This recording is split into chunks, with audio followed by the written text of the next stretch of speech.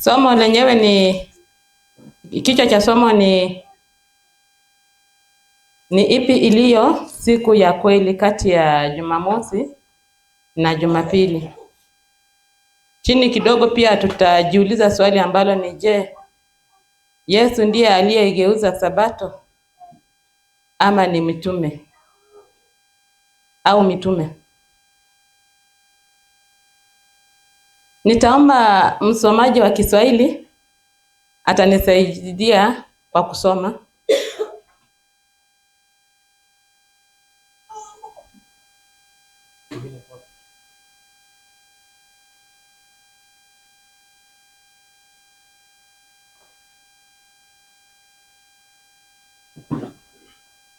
Nilikuwa naomba asome Kutoka 20 mlango wa 8 hadi 11.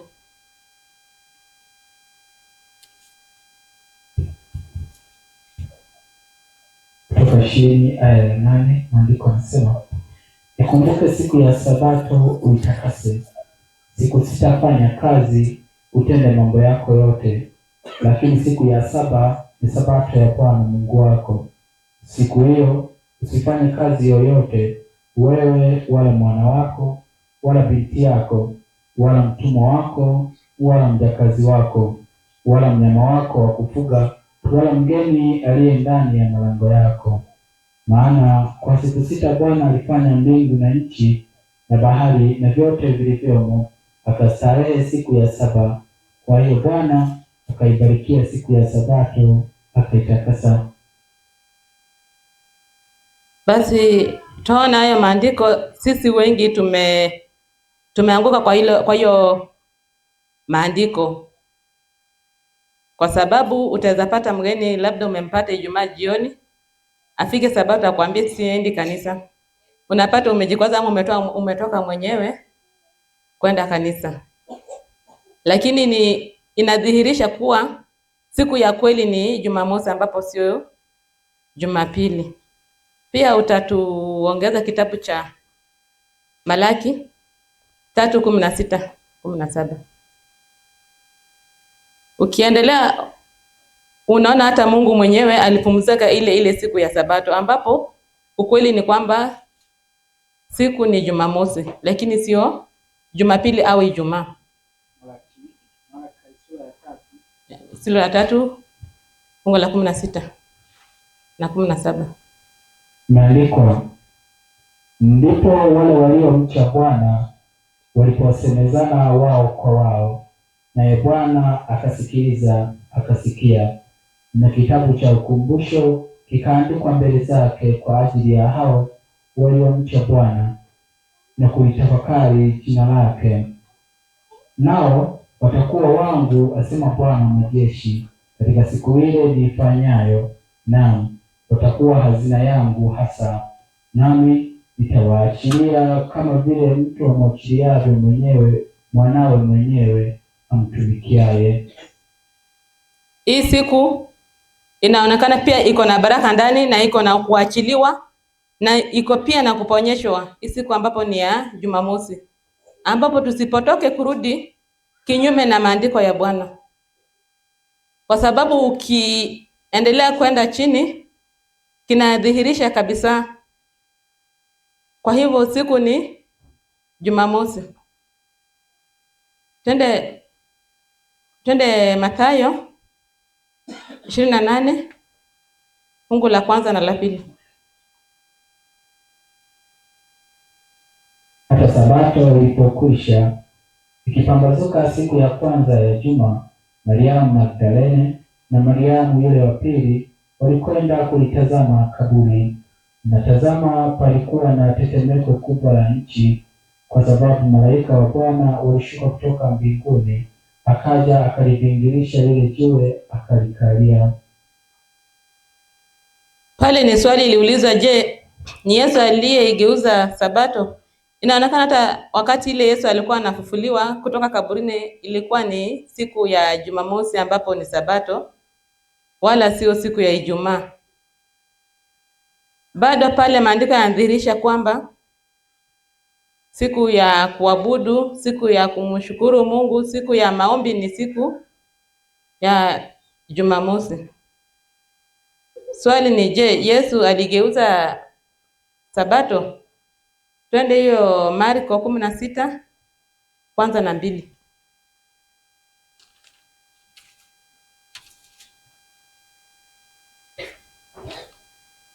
Hata Sabato ilipokwisha kupita, Mariamu Magdalene na Mariamu mamaye Yesu, Yakobo na Salome walinunua manukato wapate kwenda kumpaka.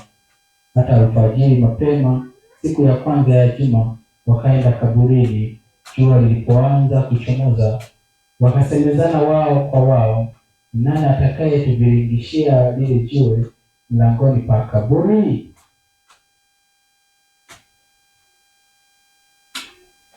Hapo ni ile siku ya Sabato.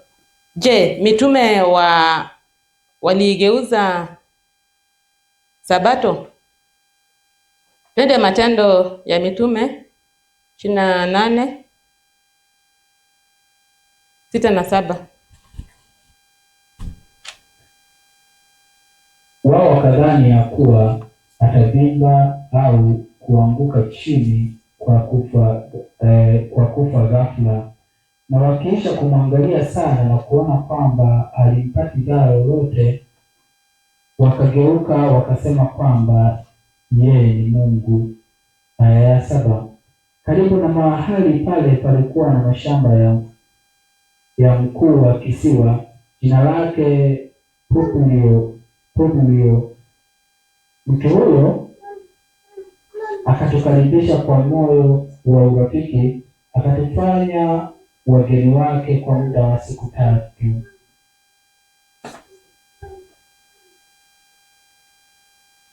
Matendo ya Mitume Sura ya 28 aya ya 6 na ya 7. Soma Mwanzo 1:5-8-13. Mwanzo sura ya kwanza aya ya 5. Mungu akaiita nuru mchana, na giza akaiita usiku. Ikawa jioni, ikawa asubuhi, siku moja. Mungu akasema, na liwe anga katikati ya maji, ikayatenge maji na maji. Mungu akalifanya anga, akayatenga yale maji yaliyo juu ya anga na yale maji yaliyo chini ya anga. Ikawa hivyo. Mungu akaliita lile anga mbingu. Ikawa jioni, ikawa asubuhi, siku ya pili.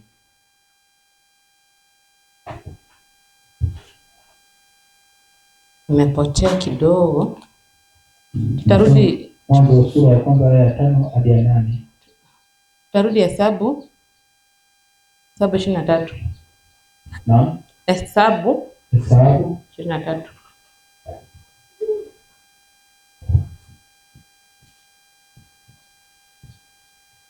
Hesabu sura ya 23 mlango wa 19. 19. Mungu si mtu aseme uongo, wala si mwanadamu ajute. Iwapo amesema hatalitenda? Iwapo amenena hatalifikiriza? Hapo ni wakati mitume walikuwa wanajaribu kupingana kwa ajili ya siku hiyo ya Sabato. Sijui ni kitabu gani, lakini kwa yote tunamshukuru Mungu kwa sababu ya kutufundia ukweli wa mambo, na ukweli ukiufuatilia ukweli kwa siku ya Jumamosi ni kitu cha maana, ambapo wengi tumekuwa na aibu, wengi tumekuwa na uoga, ambapo wakati unatajia mtu kama we ni mtu wa Jumamosi, mwingine anakuuliza swali ya kwanza inakuwa unakunywa chai ama unakula nyama, inakuwa ni ukiwa muoga utakuwa umekubali ama mwingine anakuja na majaribio ili aone imani yako inafika wapi, ama unajitetea tu kwa jina ambapo sio ukweli wa maneno. Kujiita msabato ni sio jina tu, lakini kwenda ndani kuna vitu vingi ambavyo nitakana tufuate. Vitu vingi ambapo Mungu alifuata wakati unafuata Biblia ukweli, ama wakati unafuata hizi vitabu. Kuna njia mingi zenye wewe kama msabato ama wewe kama mjumamosi nitakana ujitenge nazo. Kwa sababu hata ukienda Biblia kuanzia mwanzo kwenda mpaka mwisho, Biblia inakariri na inakubali kabisa siku ni ile ya Jumamosi, lakini sio Jumapili.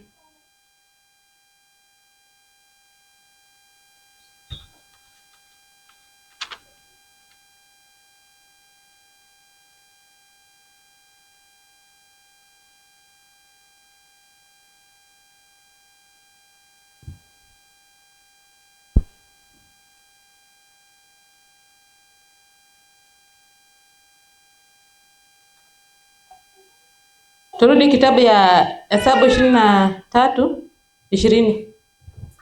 Kitabu cha Hesabu 23:20.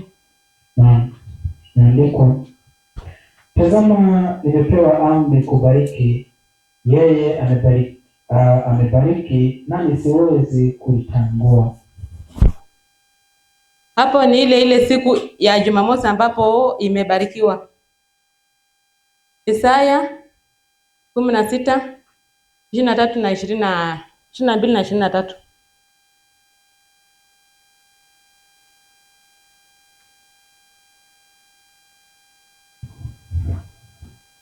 Isaya sura ya 16 22 na 23.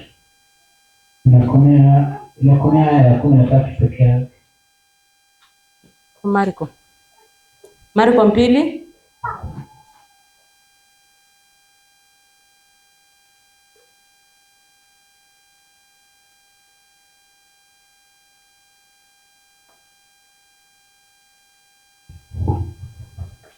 Ishirini na 7 na 28.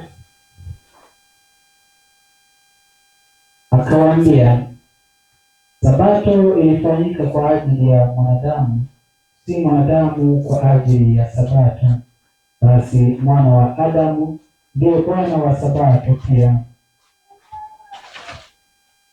Hapo unaona Sabato ilifanyika kwa ajili ya mwanadamu, lakini sio mwanadamu kwa ajili ya Sabato. Hii inadhihirisha kwamba mwanadamu tumeigeuza kinyume na Mungu, kwa sababu hatufai kabisa kuibadilisha Sabato ama kubadilisha siku nyingine iwe kama ile ni siku ya kuabudu. Twende Luka 4:16.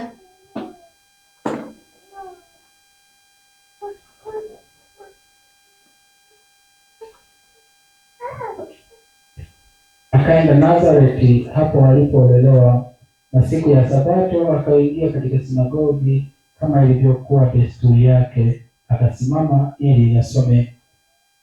Akapewa chuo cha nabii Isaya, akakifungua chuo, akatafuta mahali palipoandikwa. Hivyo siku ya Sabato, wapendwa, siku ya Sabato ni siku ya muhimu ama siku ya maana sana. Pale aliingia na akawafungulia kitabu ili akisoma. Bado hiyo Luka 31. Luka hiyo Luka 4:31. Akashuka mpaka Kapernaumu, mji wa Galilaya, akawa akiwafundisha siku ya Sabato.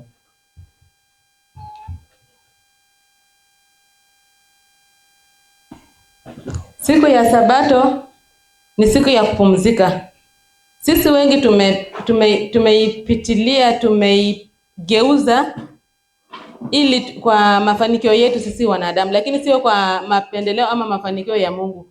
Mungu mwenyewe tangu mwanzo amekuwa tumeleta vitu mingi kwa makanisa, tumeleta mvuto wa kibinadamu ambapo tunasahau kwamba hivyo vyote ni vya kidunia tu. Lazima tumwangalie Mungu ama tumrudie Mungu wetu. Sio ati ni tunadharau makanisa mengine, lakini ni ishara iliyo kamili ama ishara iliyo ya kweli kwamba Sabato ndiyo siku, na kuna vitu vingi tu ambavyo tunafanya hiyo Sabato ama tunageuza ili tuvute hiyo mvuto ya watu kwa kanisa wawe wengi, lakini uungu inatukosa kwa vile vitu vingi wenye tumefanya. Tumevutwa na shetani kuliko kuvutwa na Mungu. Tafuta Waebrania 13:8.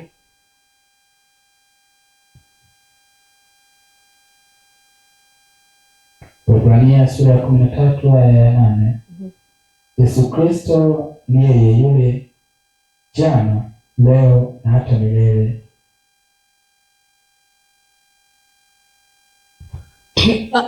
Maandiko nasema Yesu ni jana, leo na milele, lakini sisi wenyewe kwa wanadamu tumemkana kwa vitu vingi. Tumemkana kwa kanisa, tumemkana kila mahali kwa tabia zetu, kwa matendezi yetu, kwa matendo yetu ya kila aina. Ukijaribu kuangalia, ndio mimi ni msabato na kuja kanisa, lakini vitendo vyangu bado vinanirudisha nyuma. Yesu alipoamua akaangalia msalaba, aliangalia msalaba tu. Hakuwahi rudi anza kufikiria kutoka nyuma, anza kufikiria nitaona aibu ama nitabaki mwenyewe. Hicho ndio kitu kimeua Wakristo wengi. Hicho ndio kitu kimeua sisi watakatifu wengi, ambapo inafikia mahali hiyo aibu inafanya mpaka eri utoroke uende kanisa ingine, eri utoroke urudi nyuma, eri utoroke ubadilishe amri ya Mungu kushinda kupigana na vita ya shetani mwenyewe, kama vile aliyotoka mbinguni akishuka kukuja kupigana na wanadamu.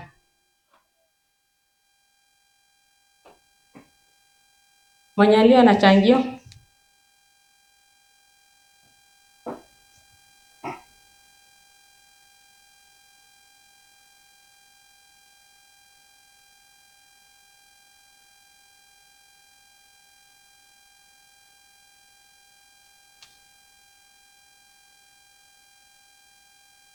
Kama hakuna, tunashukuru Mungu kwa hayo.